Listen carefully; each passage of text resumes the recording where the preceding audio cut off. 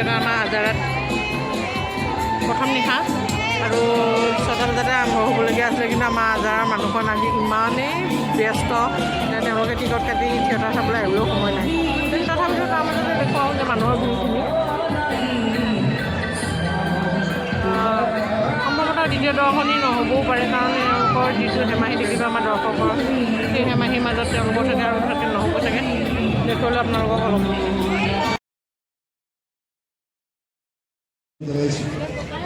আপোনালোকৰ সহায় সহযোগতেই এভাৰেষ্ট স্কুলে বিভিন্ন উন্নয়নৰ কাম কৰিবৰ কাৰণে সুবিধা পাইছে। লগতে আজিৰ এই অনুষ্ঠানটো আমাক পৰিচালনা কৰাৰ কাৰণে আজাৰা তালুকে খেলপথাৰত যি সহায় কৰিলে তাৰ কাৰণে আজাৰা তালুকক ধন্যবাদ জনাইছোঁ। শ্ৰদ্ধেয় ৰাইজ, আমি এটা সম্বৰ্ধনা অনুষ্ঠান ওলাইছোঁ, সম্বৰ্ধনা জনাব ওলাইছোঁ আমাৰ ভ্ৰাম্যমাণ জগতৰ মহাৰাণী প্ৰস্তুতি বাইদেউ, প্ৰস্তুতি পৰাশৰ বাইদেউক আজি এখন ফুলাম গামোচাৰে সম্বৰ্ধনা জনাব এভাৰেষ্ট ক্লাবৰ সভাপতি শ্ৰী মুকুট মণি আছে। লগতে এটি ফুলাম জাপিৰে তেখেতক সম্বৰ্ধনা জনাব এভাৰেষ্ট ক্লাবৰ সম্পাদক ঘনেশ্যাম বৰুৱা। শ্ৰদ্ধেয় ৰাইজ, এইদৰে সদায় আমাক সহায় সহযোগ কৰক আৰু এভাৰেষ্ট ক্লাবেও উন্নয়নৰ কাম কৰাত সাহস পাওক, তাক কামনা কৰি আজিৰ এই সম্বৰ্ধনা শ্ৰীমতে সমাপ্ত কৰিছোঁ। ধন্যবাদ। বিগত কেইবাটাও বছৰ ধৰি আপোনালোকৰ মাজলৈ আহি আহিছোঁ, নাটক পৰিৱেশন কৰি আহিছোঁ। আচলতে ক'বলগীয়া কথাখিনি নাটকৰ যোগেদি আপোনালোকলৈ কৈ আহিছোঁ সদায়, গতিকে বিশেষ আৰু এই প্ৰাক মুহূৰ্তত ক'বলগীয়া নাথাকে। মাত্ৰ ধন্যবাদ জনাব বিচাৰোঁ প্ৰতিগৰাকী দৰ্শকক যে আপোনালোকৰ উপস্থিতি হৈছে আমাৰ কাৰণে সাহস। আমি যি কৰি আছোঁ প্ৰতিজন শিল্পী কলা কৌশলীয়ে, আপোনালোকে আমাক দেখি থাকে মঞ্চখনৰ সন্মুখত, মঞ্চখনৰ পিছত কিন্তু আৰু এক দুজন সংখ্যক যোদ্ধা থাকে, তেওঁলোকৰো আপোনালোকে হৈছে সাহস। আপোনালোকৰ উপস্থিতি, আপোনালোকৰ সহায় সহযোগিতা হৈছে তেওঁলোকৰ কাৰণেও অনুপ্ৰেৰণা। এই অনুপ্ৰেৰণা সদায় এনেকৈ শিৰত থাকক তাৰে কামনা কৰিছোঁ। পুনৰবাৰ এভাৰেষ্ট ক্লাবক ধন্যবাদ জ্ঞাপন কৰি আহক। এই 3টা নিশা যেন ভালে ভালে পাৰ হৈ যায়। 3খন সুন্দৰ নাটক লৈ আপোনালোকৰ মাজলৈ আহিছোঁ। মইনা কৌশলী আচলতে, মেডাম মেনকা আৰু অলপ ব্যতিক্ৰম লেডি মেকবেথ। 3টা নিশাতে আপোনালোকৰ উপস্থিতি থাকক তাৰে কামনা কৰিছোঁ। ধন্যবাদ। মীনাক্ষী সংগীত সন্ধিয়া, মীনাক্ষী সংগীত সন্ধিয়া।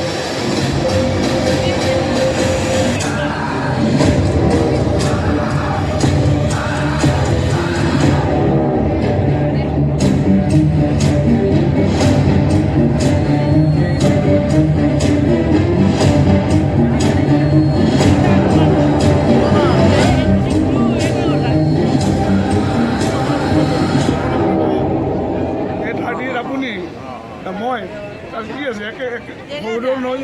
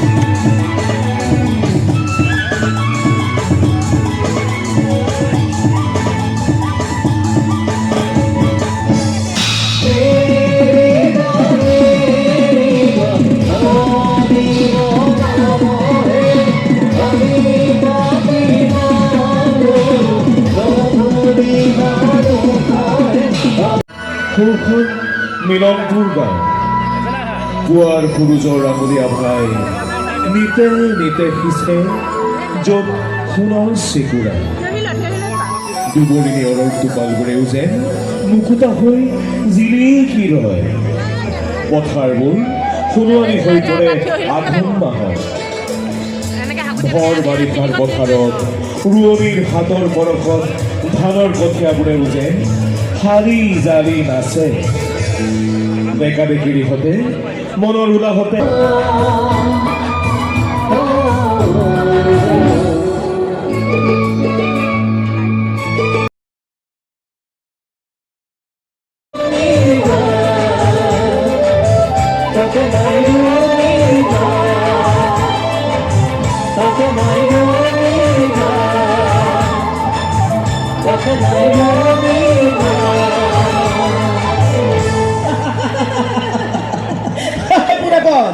ঐ তলাৰী জোনালী শুনচোন আটাই কাষলৈ আহ মই কি ভাবি আছো জানো তই কি ভাবিছ আমিনো কেনেকৈ জানিম কচোন ক তই বা কি ভাবিছ এই মাহতে পথাৰৰ কামখিনি শেষ কৰি আজৰি হৈ আমি থিয়েটাৰ চাবলৈ যাম তাৰ পৰা কিছু কথা জানিবলৈ কি বা কথা আপুনি সত্যাচাৰৰ বিষয়ে আমাক অকণমান ক'ব নেকি তেখেত অসমৰ ঐতিহ্যময় অতীতৰ স্মৰণীয় যুগস্ৰষ্টা তেখেত একেধাৰে বিশিষ্ট নাট্যকাৰ নাট পৰিচালক চলচ্চিত্ৰ পৰিচালক গল্পকাৰ ঔপন্যাসিক শিশু সাহিত্যিক আৰু প্ৰবন্ধ লেখক শিশুৰ মনোগ্ৰাহী আলোচনী সফুৰাৰ মুখ্য সম্পাদকৰ দায়িত্বও বহন কৰিছিল তেখেতে অসমৰ বহুল প্ৰচাৰিত আলোচনী প্ৰান্তিকৰ মুখ্য সম্পাদকৰ দায়িত্বও পালন কৰিছিল ভাৰত চৰকাৰে তেওঁক পদ্মশ্ৰী আৰু সাহিত্য একাডেমী বঁটাৰে অলংকৃত কৰিছিল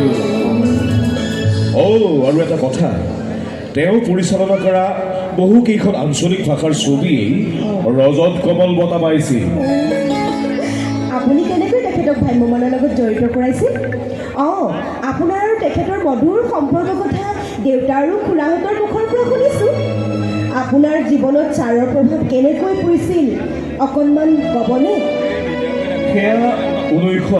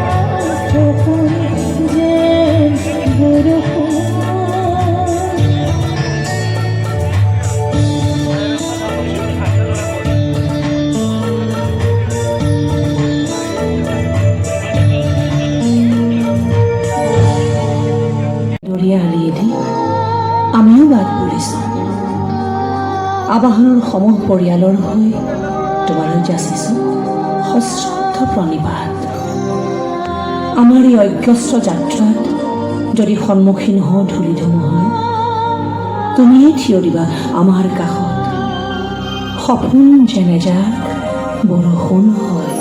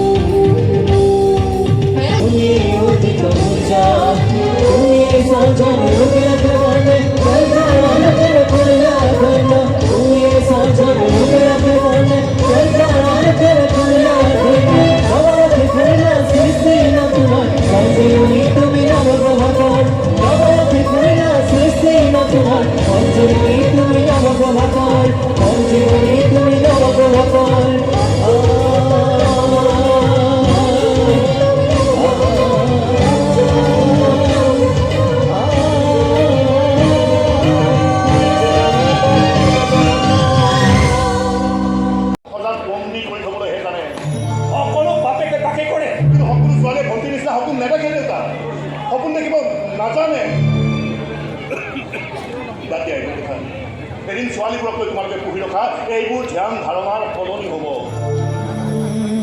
কিন্তু যেতিয়া সলনি হ'ব তেতিয়া হয়তো ভণ্টিৰ জীৱনৰ অভিধানখনৰ পৰা সপোন শব্দটো হেৰাই যাব কলৈ গৈছে তাই কলেজলৈ নে আনবোৰ কলেজলৈ নহয় লগৰ ছোৱালীবোৰৰ লগত পিকনিকলৈ গৈছে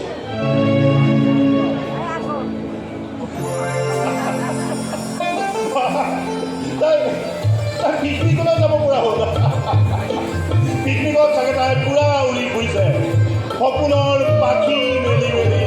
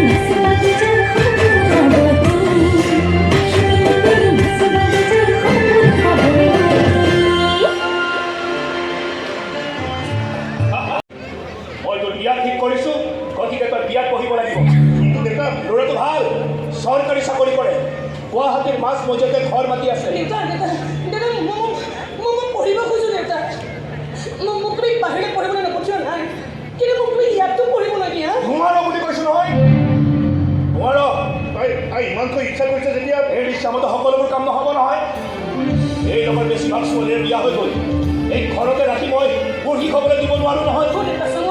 মই ঘূৰি ফুৰা বিয়াত পঢ়িম মাত্ৰ কেইটামান বছৰতে মোক তুমি পঢ়িবলৈ দিয়া কিবা এটা হ'বলৈতো দিয়া তুমি এনেকৈ পঢ়া শুনা আধাতে সামৰি সাংসাৰিক হ'বলৈ যাব কি ধৰণৰ কথা কোৱাচোন তুমি তই মোক ধৰণ শিকাব নালাগে। সমাজখন যি ধৰণে চলিছে মই তেনেকৈ চলিবলৈ যত্ন কৰিছোঁ। তুমি ভণ্টি চিন্তা এৰা দেউতা, পঢ়িবলৈ দিয়া তাইক। তাইৰ বিয়া বাৰু দায়িত্ব মই লৈছোঁ। আগে নিজৰ দায়িত্ব ল'বলৈ শিক। মাহে মাহে পইচা পঠিয়াই আছোঁ কাৰণে তই গুৱাহাটীত থাকি পঢ়িব পাৰিছ। গতিকে তই দায়িত্ব ল'ম বুলি ক'লেও তোৰ ওপৰত ভৰসা কৰিব বহি থাকিব নোৱাৰোঁ। মই কথা দিছোঁ মাজনী, তোৰ বিয়া খতাম হৈ গৈছে। ইয়াৰ পাছত বিয়াৰ আয়োজনহে কৰিম। ইয়াক লৈ তৰ্ক বিতৰ্ক কৰি নাথাকোঁ। দুই এদিনতে ল'ৰাই চাবোৰে। গতিকে ভাল ছোৱালী হৈ ওলাবি। মই যাতে লাজত পৰিব লগা নহয়। কিন্তু তাইৰ আশাবোৰ ঘুমৰ চুই চাপি দিলে ঘৰ।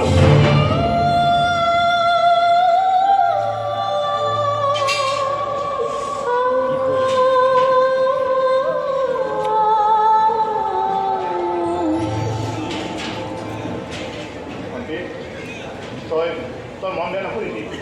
মই কিবা এটা কৰিমতো।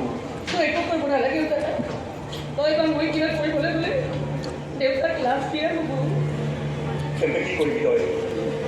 দেউতাই দেখোন কৈ থৈ গ'লে সকলো আশা সপোন নি হোমৰ জুইত চাপি দিব তাকেই কৰে।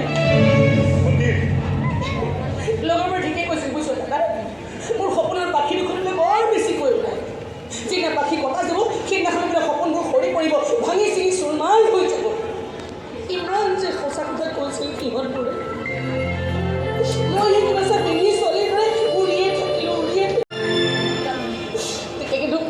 তেতিয়া কিন্তু এক মুহূৰ্তৰ কাৰণে ভবা নাছিল লোকচান হওক মানুহক এইবোৰ কৰি, কিন্তু মোৰ লাভ একো নহয় দাদা।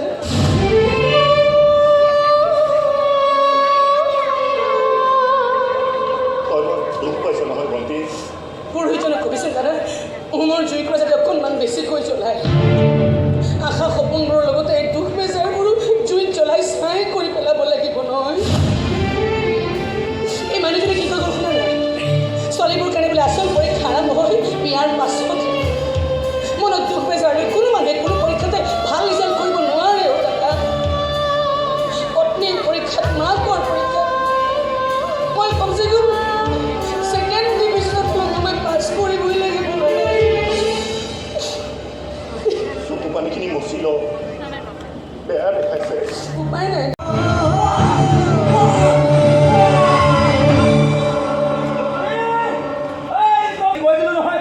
মইনাৰ লগত বিয়া হোৱাৰ কথা শুনি তাই যিখনে লাজ কৰিছে নহয়। চৌধুৰী সিহঁতে এনেকৈ কৰি আছে, গাটো বেয়া নেকি চৌধুৰী? এই চৌধুৰী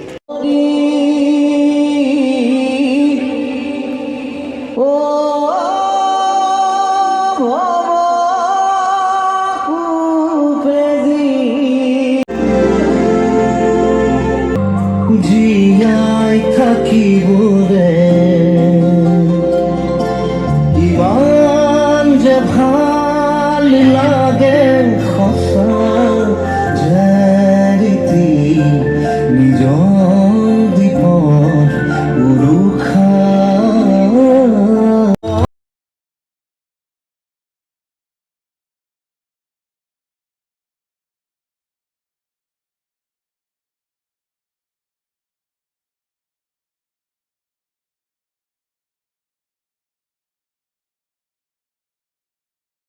ইমান হাৰ ভাগিছে সেইবোৰ হিচাপ তই কৰিব নালাগে। তই কেৱল হিচাপ কৰ এইবাৰ পৰীক্ষাত তই পোৱা 92%টো কেনেকৈ 95 কৰিব পাৰি, 99 কৰিব পাৰি। মোৰ কথাটো ভাবিব নালাগে। মই অকলে আছোঁ, অকলে থাকি তই কেৱল মোৰ সপোনটো হৈ থাক মইনা, মোৰ তাতেই শান্তি।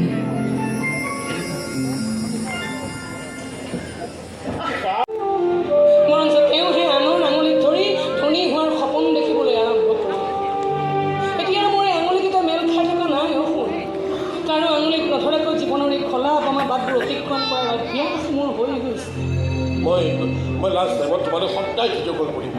তুমি গুচি যাবা ৰাণীহঁতৰ ঘৰলৈ লেপটপতে তুমি মোৰ লগত কথা পাতিব পাৰিবা আৰু মোক চাব পাৰিবা হ'ব দে কিন্তু এটা কথা আমেৰিকাত লাঞ্চ মানে ইয়াত আকৌ ডিনাৰ গম পাইছোঁ দে তাৰ দিন মানে ইয়াত ৰাতি ৰাতি আৰু যেতিয়াই দিন ৰাতি একাকাৰ হ'ব তেতিয়াই আমাৰ মাক পুতেকৰ দেখা দেখি হ'ব বাকী এইটো হ'ব দে হ'ব মা